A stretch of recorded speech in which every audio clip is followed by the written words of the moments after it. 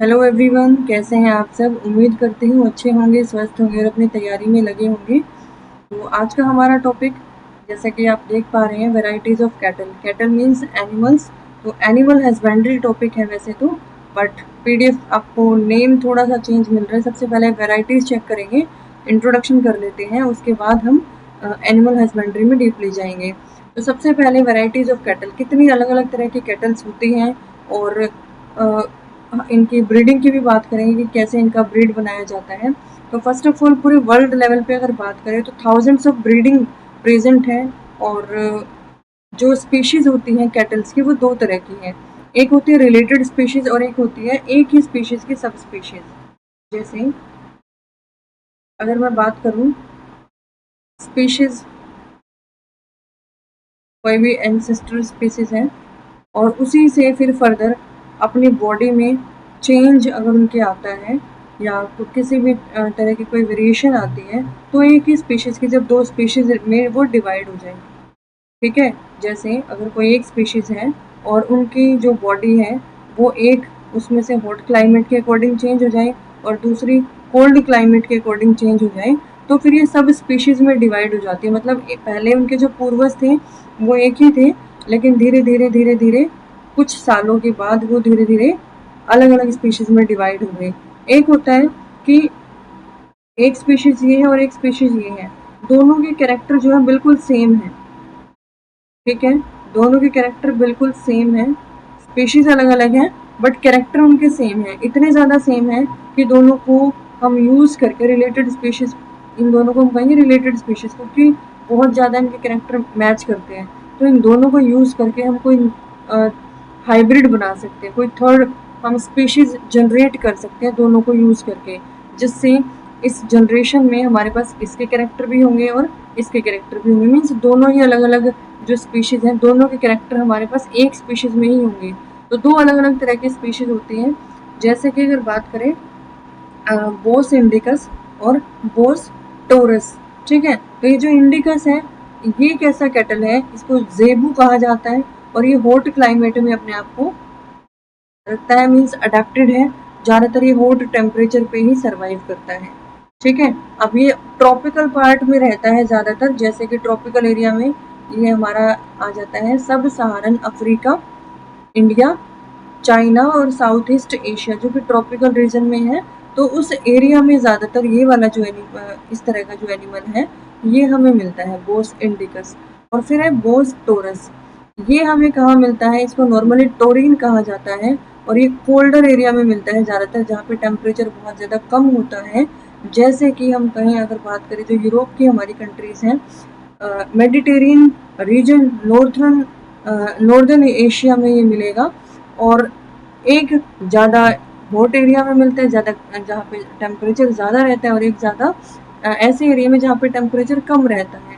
ठीक है, अब दोनों ही स्पीशीज जो है क्या है, पुराने टाइम से, एंशियंट टाइम से, कहाँ इनका जो ओरिजिन है या ये कहाँ से बिलोंग करती है, नॉर्दर्न अफ्रीका और मिडल ईस्ट, जहाँ पे दोनों को नेचुरली और ह्यूमन कोज्ड हाइब्रिडाइजेशन, मतलब दोनों का हाइब्रिड भी बनाया जा सकता है और दोनों को नेचुरल कंडीशन में भी हम दोनों हमें नेचुरल कंडीशन में भी मिल सकती है।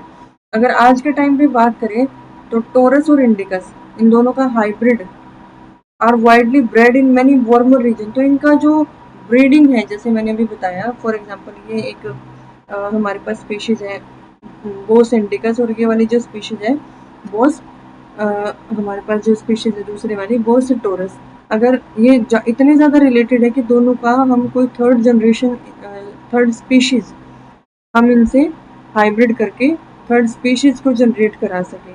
तो सेम यही बात यहाँ कही गई है कि अगर हम इनका हाइब्रिड बना देते हैं वार्मर रीजन में, तो हमारे पास कंबाइनिंग कैरेक्टरिस्टिक्स मिलते हैं दोनों के ही। ठीक है, जैसे कि एग्जांपल है सेंगा कैटल ऑफ अफ्रीका। ये जो सेंगा है ये क्या है, सेंगा कैटल क्या है, एक हाइब्रिड है। दो अलग अलग स्पीशीज को यूज करके सेंगा को बनाया गया है। और दूसरा है ब्रेंगस, ये क्या है, ऑफ ब्रह्मा एंड अंगस। तो ये इन दोनों को यूज करके एक नई स्पीशीज बनाई गई है वार्मर एरिया में ही of the United State, US में। ये एक नई हाइब्रिड बनाई गई है।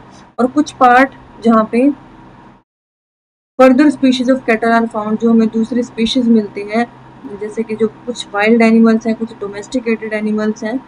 जैसे कि यहाँ पे एग्जांपल हो जाता है हमारा closely taurine indicus cattle that interspecies hybrid have been breed, some of these are relatively so close, मतलब कुछ इतने ज्यादा क्लोजली रिलेटेड है, रिलेटेड सो क्लोजली, जैसे कि टोरिन और इंडिकस की बात करें, ये दिखने में सेम सेम है, ठीक है, कैरेक्टर इनके इतने ज्यादा मैच करते हैं, लेकिन दोनों अलग अलग स्पीशीज हैं, दोनों अलग अलग है, टोरिन और इंडिकस।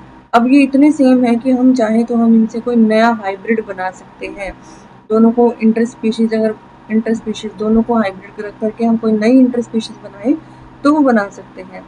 और जैसे कि एग्जांपल है, include dwarf Lulu cattle of mountains of Nepal, Nepal में जो लुलू कैटल होता है, अगर उसको यूज करके हम याक के साथ, याक का जो ब्लड है, blood of buffalo of North America, हम इन दोनों को यूज करके एक नया थर्ड हाइब्रिड बना सकते हैं, थर्ड ऑर्गेनिज्म बना सकते हैं, एक ऐसा ऑर्गेनिज्म जिसमें इसके कैरेक्टर भी होंगे, ठीक है, इस वाले कैटल के कैरेक्टर भी होंगे, और याक के उसके पास कैरेक्टर होंगे, दोनों के कैरेक्टर होंगे।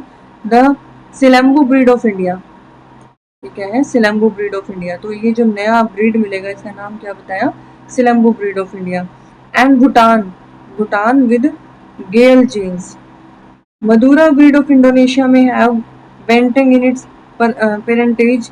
कुछ एग्जाम्पल दिए गए हैं जो कि ब्रीडिंग कर करके बनाए गए हैं, दो अलग अलग स्पीशीज को यूज करके कोई थर्ड यहाँ पे ऑर्गेनिज्म को बनाया गया है जिसमें दोनों ही पेरेंट्स के कैरेक्टर हैं। और कई बार क्या होता है कि हमें सिर्फ वर्क पर्पस के लिए भी ब्रीडिंग कराना पड़ता है, जैसे कि इनफर्टाइल क्रॉसिंग, इनफर्टाइल क्रॉसिंग में male days of Nepal cattle yak crossing which is breed for agricultural work, मतलब ब्रीडिंग तो करा रहे हैं, नया ऑर्गेनिज्म भी बन रहा है, लेकिन फर्दर हम उनकी ब्रीडिंग नहीं करा सकते क्योंकि हमें सिर्फ वो वर्क पर्पस के लिए चाहिए, जैसे कि म्यूल, खच्चर जिसको कहा जाता है। तो इसको सिर्फ क्यों यूज किया जाता है, ब्रीडिंग इसकी क्यों कराई जाती है, क्यों बनाया जाता है इसको, ताकि हम उसको वर्क पर्पस के लिए यूज कर सकें, अपने कमर्शियल पर्पस के लिए यूज कर सकें। अब अगर बात करें जो ये कैटल्स हैं, इनकी जो ब्रीडिंग है, कैटल्स है, कितने अलग अलग तरह के होते हैं। तो सबसे पहले आता है डेयरी ब्रीड्स, जिनसे हमें दूध मिलता है, जिनसे हमें मिल्क मिलता है, डेयरी प्रोडक्ट्स मिलते हैं। तो सबसे पहले हम उन कैटल की बात करेंगे। जैसे फर्स्ट इसमें दिया गया है गिर।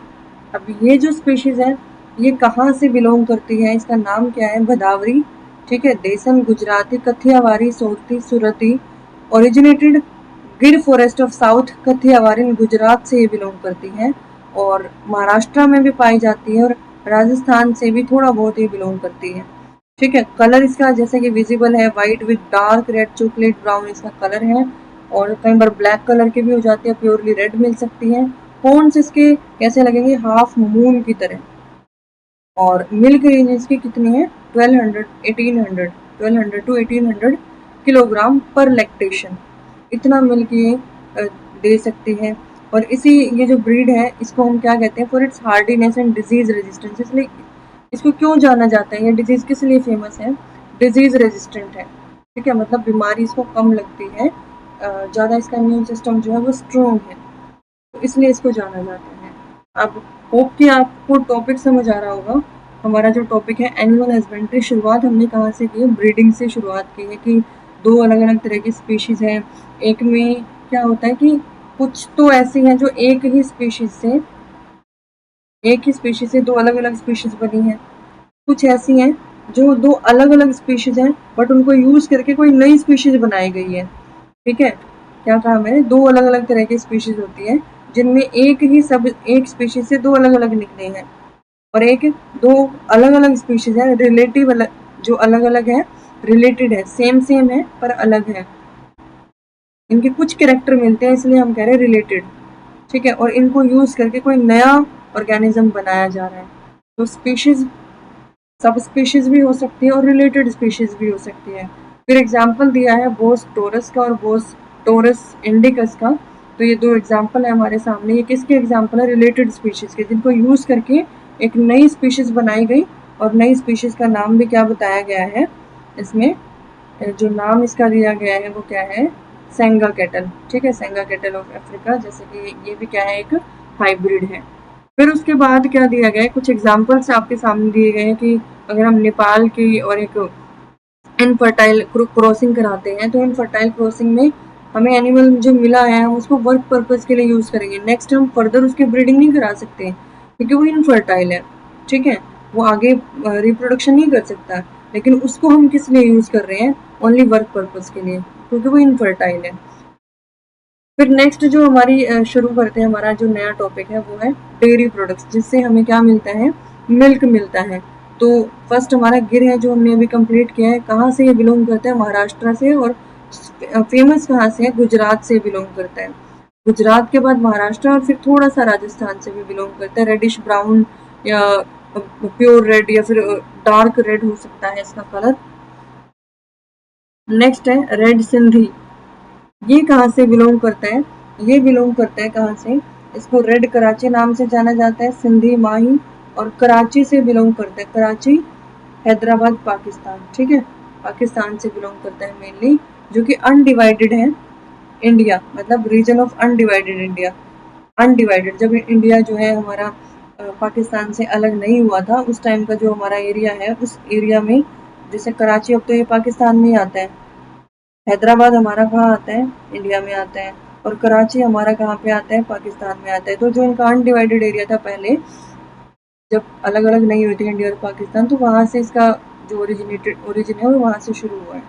और also reared in certain organised farm in our country. हमारी कंट्री में इसको कुछ फार्म हाउस में इसका इसको रियरिंग की जाती है। इसकी कलर इसका रेड है, और dark red to light strip है कुछ बॉडी पे, हो सकती है कुछ। और मिल्क इसकी रेंज क्या है? 1250 टू 1800 किलोग्राम पर लैक्टेशन, ठीक है। तो वैसे आपकी इतनी ज़्यादा नहीं आती है, बट हमें पता होना चाहिए कि कितनी अलग अलग तरह की होती है। जैसे रेड सिंधी है, नेम एटलीस्ट हम याद कर सकते हैं इनका, रेड सिंधी, गिर, ठीक है। डेयरी प्रोडक्ट्स में कि कितनी अलग अलग तरह की ऐसी अलग अलग काउज होती हैं। साहिवाल कहाँ से बिलोंग करती है? ये भी Montgomery, region of undivided India.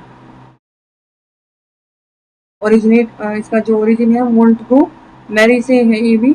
और अदरवाइज नोन एज, इसका नाम क्या है? लूज स्किन की वजह से इसका नाम लोला, लैम्बी बार, मोंटगो मैरी, मुल्तानी टेली, ये सब इसके नेम है।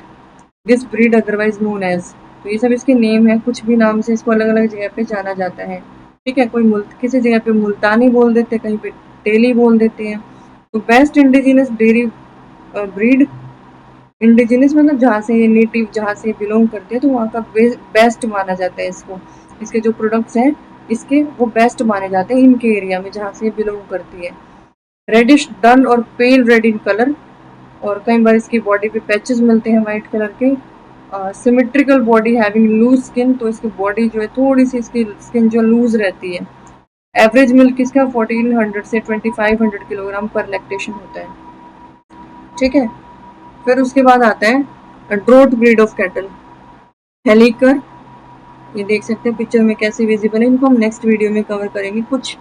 और उसके बाद फिर हमारा दूसरा टॉपिक शुरू हो जाएगा, तो जल्दी जल्दी से कवर करेंगे इनको। ज़्यादा मुश्किल नहीं है, जस्ट आपको नेम इनका लर्न करना है। पता होना चाहिए कि जैसे शाही वाला है ये कितना मिल्क रिलीज करती है, थोड़ा सा रेंज हमें थोड़ा सा याद होना चाहिए कि रेड सिंधी है, पाकिस्तान से बिलोंग करती है।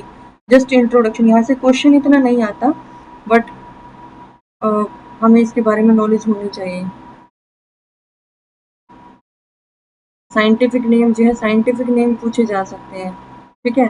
तो जैसे ये फर्स्ट जो इंट्रोडक्शन है, यहाँ से क्वेश्चन हमारा बन सकता है कि हाइब्रिड जो बने हैं वो कहाँ कहाँ से बने हैं, या फिर एग्जाम्पल में पूछा जा सकता है।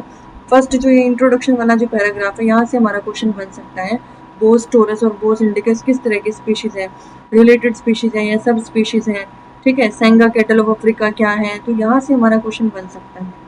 ओके, सो नेक्स्ट टॉपिक हम कवर करेंगे नेक्स्ट वीडियो में। होप कि आपको अच्छा लगा होगा ये सब। वीडियो अच्छी लगे तो लाइक शेयर सब्सक्राइब करते रहिएगा। Thank you.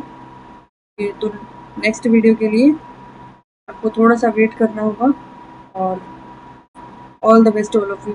तैयारी करते रहिएगा अच्छे से। Thank you.